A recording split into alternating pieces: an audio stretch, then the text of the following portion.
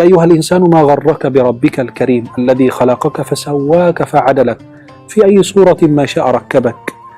Allah Subhanahu wa taala menciptakan kita dengan rupa yang paling indah, dengan gambaran yang paling indah. Sekarang tuh lihat, yang pesek nggak mau hidungnya mancung, yang mancung nggak mau hidungnya mancung tapi maunya pesek. Perubahan-perubahan yang terjadi pada dirinya sehingga kita seolah-olah itu melawan Allah Subhanahu wa taala. Dan Allah memberikan yang terbaik untuk kita. Yang cocok dengan wajah kita adalah hidung ini, telinga ini, pipi ini, dan lain sebagainya. Ternyata banyak makhluk Allah, banyak manusia yang merubah keindahan-keindahan yang Allah berikan kepada mereka.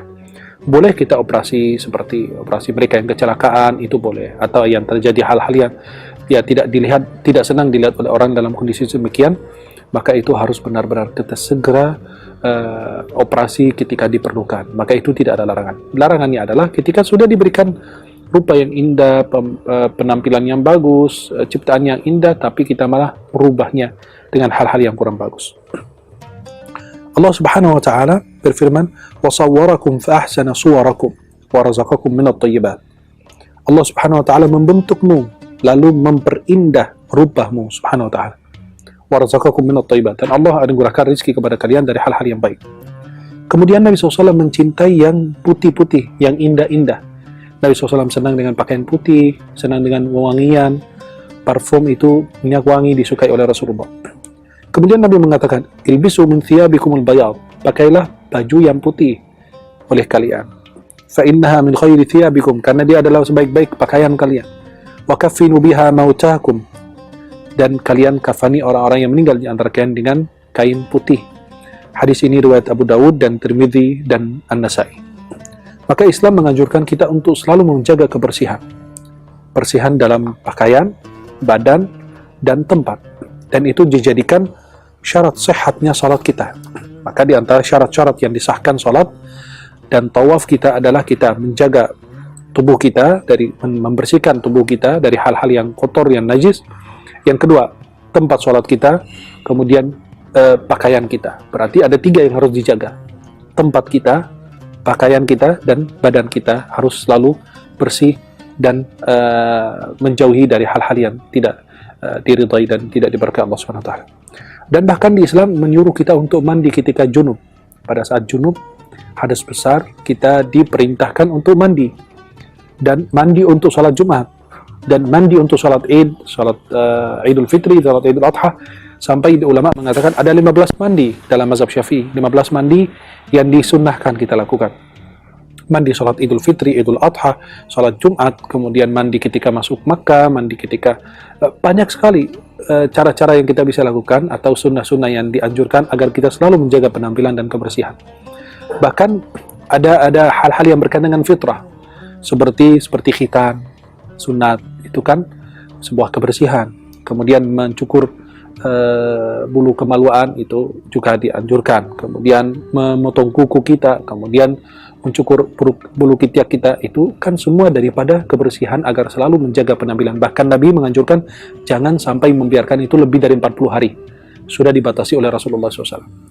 Memotong kuku, membersihkan bulu-bulu yang ada dalam tubuh kita yang dianjurkan untuk membersihkannya, maka di situ jangan lebih dari dibatasi, jangan lebih dari 40 hari. Dan bahkan dijelaskan bahwasannya sebab terjadinya COVID mungkin itu karena juga memakan sesuatu yang diharamkan atau tidak menjauhi hal-hal yang tidak diridhai Allah Subhanahu wa taala dan tidak memperhatikan juga daripada kebersihan yang terjadi pada diri kita. Pernah ada seorang yang datang kepada Rasulullah SAW, ya rambutnya berantakan, tidak rapi. Kemudian Nabi SAW menyuruh dia memperbaiki rambutnya, ya disisir, dikasih minyak dan sebagainya. Fafa'ala dzalik. Kemudian orang itu ketika disuruh oleh Nabi SAW memperbaiki rambutnya, memperindah rambutnya, maka dia melakukan hal demikian. Betapa banyak sekali orang yang, maaf, itu tidak berkaitan dengan kemiskinan maupun kekayaan yang kita miliki, tidak. Penampilan menjaga kebersihan itu adalah hak semua orang. Tidak ada yang namanya harus kaya, harus bersih, atau miskin bersih, tidak. Kita punya 1-2 baju saja. Tapi kalau menjaga kebersihannya, menjaga rambut kita dengan bersih, insya Allah akan menjadi hal yang paling indah dan dipandang paling indah oleh orang-orang lain. Nah, Nabi SAW mengatakan, ketika orang itu disuruh membersihkan rambutnya, merapihkan rambutnya, kemudian orang itu melakukan. Dan Nabi SAW mengatakan, "Alaisa hadha khairum min ayyati ahadakum tha'ir asy-sya'r ka'annahu syaitan?" Itu bukankah lebih bagus kamu sekarang penampilannya dibanding kamu rambutnya tiba tadi seperti syaitan, berantakan gitu, tidak rapi? Maka Nabi SAW mengatakan, "Man kana lahu sya'run falyukrim." Barang siapa yang punya rambut, maka hendaklah dia memuliakannya, membersihkannya. Nabi SAW juga pakai minyak rambut. Nabi SAW menggunakan qina'. Qina' itu kain yang digunakan oleh Rasulullah sebelum beliau pakai imamah. Nabi pakai minyak rambut. Maka kata ulama, Nabi SAW itu saking banyak menggunakan minyak rambut itu sehingga orang mengira beliau itu tukang minyak. Menggunakan minyak rambut, habis itu beliau pakai qina', kain yang dipakai oleh ke atas kepala Nabi. Kemudian Nabi pakai imamah, biar imamah itu tidak terkena daripada minyak yang digunakan oleh Rasulullah SAW. Maka sahabat mengatakan, kalau pertama kali memandang atau bertemu dengan Nabi, Anda yang mengira itu beliau Zayyat. Zayyat itu tukang jual minyak. Ya, karena Rasulullah SAW semua diperhatikan.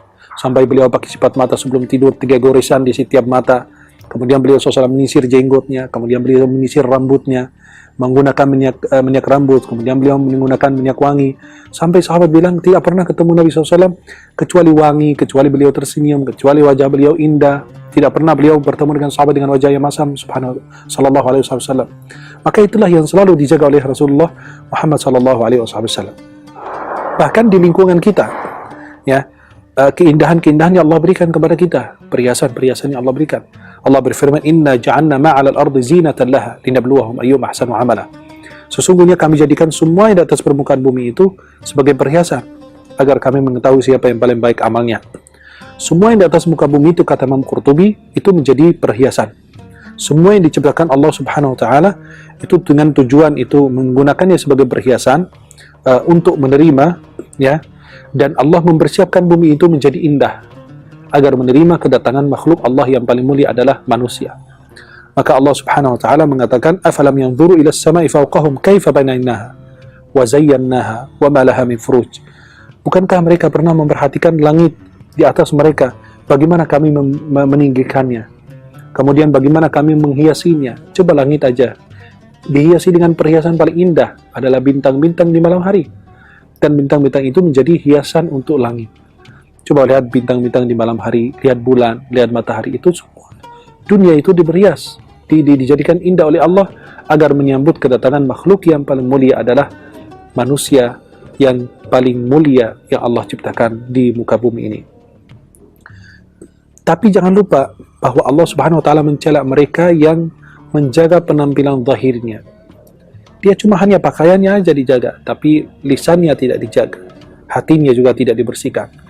Hatinya penuh, dia bajunya rapi, Masya Allah bersih, tapi sayang sekali lisannya, hatinya tidak dijaga. Hatinya itu penuh dengan iri, penuh dengan angkuh, dengan sombong.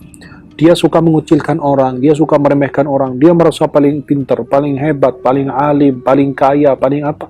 Itulah yang dibenci oleh Allah. Itu artinya apa? Keindahan yang dibuat-buat. Dan sesuatu yang dibuat-buat itu pasti akan segera berakhir. Sesuatu yang dibuat-buat itu akan segera berakhir, akan segera dihancurkan oleh Allah Subhanahu wa ta'ala.